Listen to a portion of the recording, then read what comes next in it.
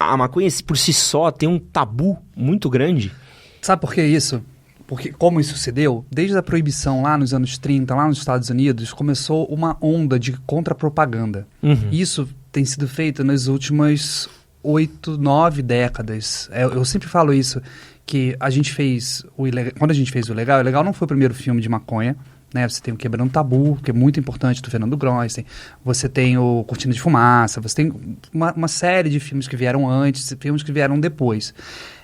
Não vai ser um filme, não vai ser o Mundo de Sofia, o outro Mundo de Sofia, que vai mudar uma cultura tão forte. A gente vai precisar, talvez, de décadas. Assim como a gente teve uma contra-propaganda de décadas, que é conhecida como Reefer Madness, que era a campanha que era feita lá nos Estados Unidos, e que passou por vários governos, várias ideias, do Nixon ao Reagan, de todas as maneiras possíveis de influenciar a cultura. A gente não vai mudar isso em 2 anos, né? A gente vai mudar isso em 10 anos, que a gente já está nessa batalha aí. Então, eu acho que a gente precisa de muita informação para mudar, porque a gente está mudando a cultura. E para mudar a cultura é uma coisa muito difícil, né? Você não baixa uma lei e muda a mentalidade das pessoas, né? Você não vai ser a PL 399 que vai mudar a cabeça das pessoas. Ela pode mudar os mecanismos. Mas a cabeça das pessoas não vai ser mudada por conta de uma canetada. Isso depende da gente amadurecer, saber falar sobre isso, conversar de maneira contundente, profunda, sem... Tem uma questão geracional também, né? Eu vejo...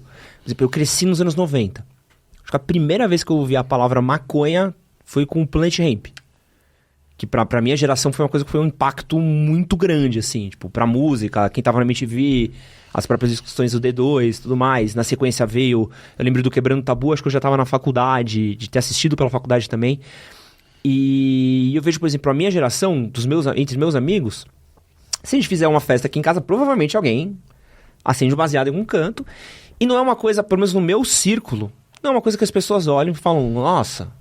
Não, é uma coisa tipo, o maluco tá fumando lá, deixa lá, tal...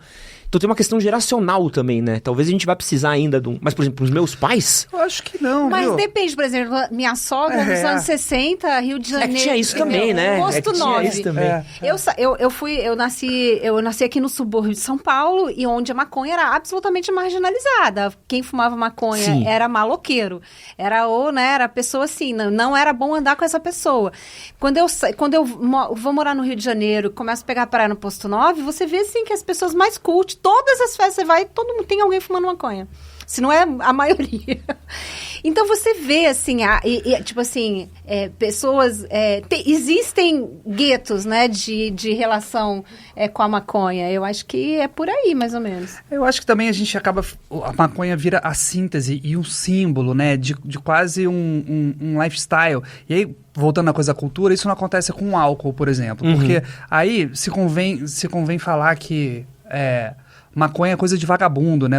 Maconha é coisa de, sei lá... Todo mundo que fuma é maconheiro, mas quem bebe não é cachaceiro, né? Pô, aquele whisky no Mad Men, né? Porra, é fino, né? Tipo... Você pensa em maconha, você pensa no Monark. Champanha, exatamente. É foda, né? É uma estereotipação muito grande, né? E isso, cara, é cultura. Como é que a gente muda isso? Como é que a gente... No Outro Mundo de Sofia... Você falando de geração, tem um trecho do filme, sem dar spoiler, porque é um trecho bastante particular, uma mensagem de WhatsApp de uma senhora de 77 anos, falando, eu sou uma senhora, eu tenho 77 anos, tô tendo uns Trimilix nas mãos, e meu médico mandou eu procurar o óleo de vocês e tal. Então eu acho que talvez...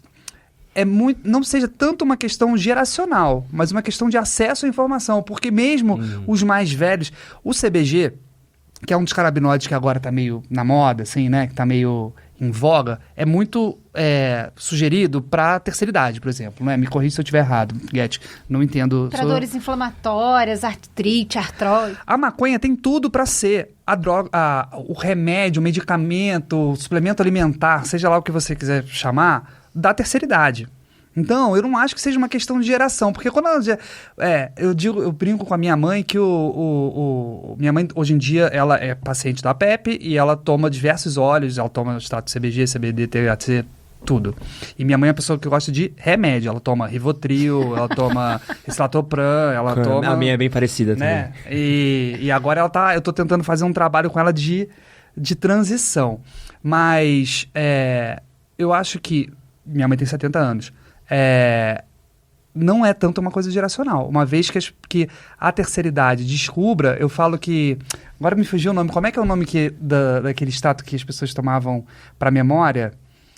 Ginkgo biloba. Uhum. Né? Nos anos 90, acho que todo mundo...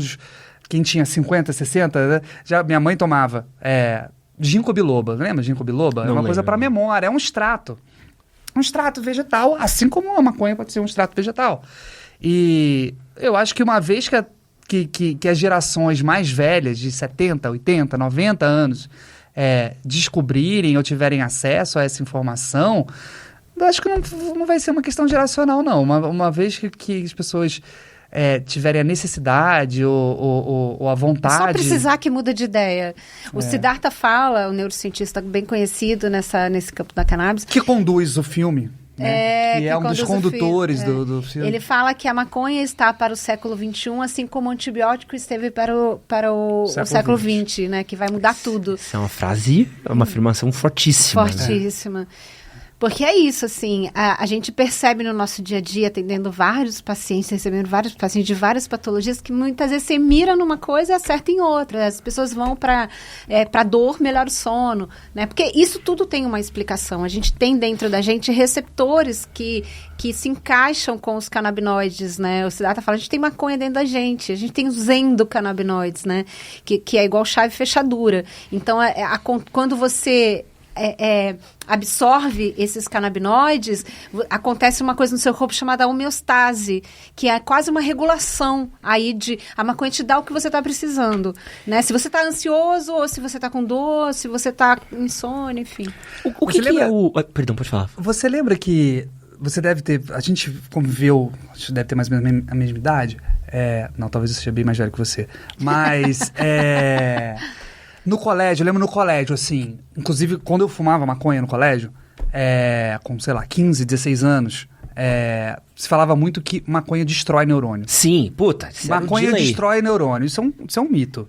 Na verdade, principalmente depois dos 40 anos, a maconha reconstrói neurônio. Neurogênio. Reconstrói as sinapses, né? Que ligam os neurônios. Quer dizer que uma hora o Monark vai virar um gênio. A gente vai... Olha, ele é um sério candidato. Ele é um sério candidato, com certeza. Desculpa a piada, não ia conseguir. Esse que você acabou de assistir foi um corte do nosso podcast sobre maconha e seu uso medicinal. Se você quiser assistir ao episódio completo, pode clicar aqui do lado. Vou deixar um outro episódio que com certeza você vai gostar também. E não esquece de se inscrever no nosso canal. Valeu!